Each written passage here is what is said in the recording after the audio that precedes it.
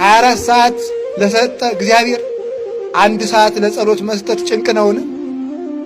24 ሰዓት ለሰጠ እግዚአብሔር 40 ዘመን ለሰጠ እግዚአብሔር በ40 ደቂቃ መስጠት ጭንቅ ነውን? ጭንቅ ነው። 50 ዓመት ለምንቆፍርበት ጉልበት ለሰጠ እግዚአብሔር 50 ስግደት መስገድ ጭንቅ ሆነ?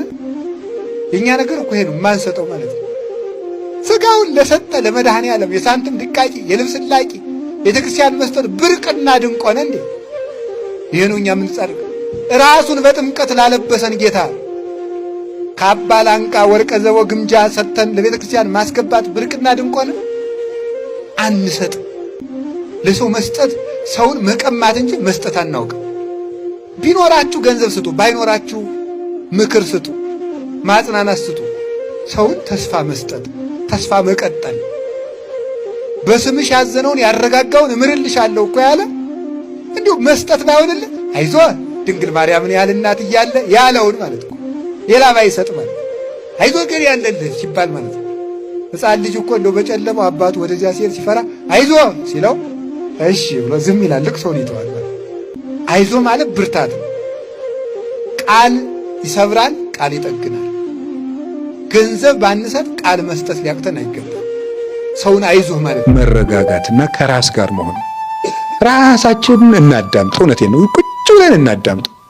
እንዲያው ምን እንደሆነ አንዳንድ ጊዜ እንደው ከሰው ተለይቶ ራሱ እንኳን አንድ ቀን ራሱ ቁጭ ማለት ብቻ ነው። ዝም ብሎ ቁጭ ማለት ዝም ብሎ እኮ ነው። ምንም ሳትጸልዩም ቢሆን እውነቴን አንድ አቡነ ዘበሰማያት ጧት አድርሳችሁ ቁጭ ብላችሁ ዝም ብላችሁ አስቡ እስኪ። ቆይ እኔ ማን ነኝ? ስሜ ማን ነው? እኔ ምንድን ነኝ? ሰው። እኔ ምንድን ነኝ? ክርስቲያን። አሁን ምን እያረኩ ነው? እንደዚህ። ትናንትና ምን እያረኩ ነበር? እንደዚህ። እንደዚህ ሊሆን የቻልኩት በምን ምክንያት? እንደዚህ። እንደዚህ የደረሰባቸው አባቶችና እናቶች እንዴት ብለው አለፉት? እንደዚህ አድርገው። አሁን እኔ ማድረግ ያለብኝ እንዴት ነው? እንደዚህ። ይሄን ሳደርግ ለወደፊት የሚገጥመኝ እንቅፋት ምንድን ነው? እንደዚህ። ለዚያም መወስደው መፍትሄ ምንድን ነው? እንደዚህ ብሎ ማሰብ ይፈልጋል። አሁን እኮ ማሰብ የለም። የሚያስብ እኮ ሰው የለም።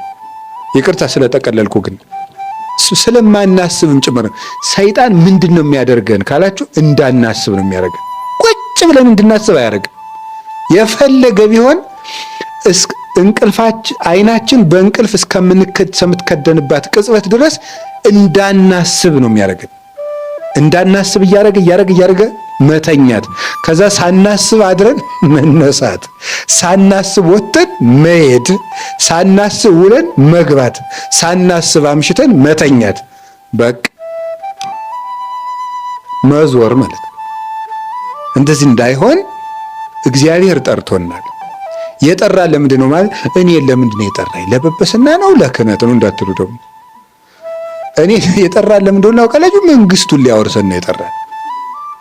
የሹመት ዲቁና ጵጵስና ቅስና አይደለም፣ መንግስቱን ሊያወርሰን ጠርቶናል።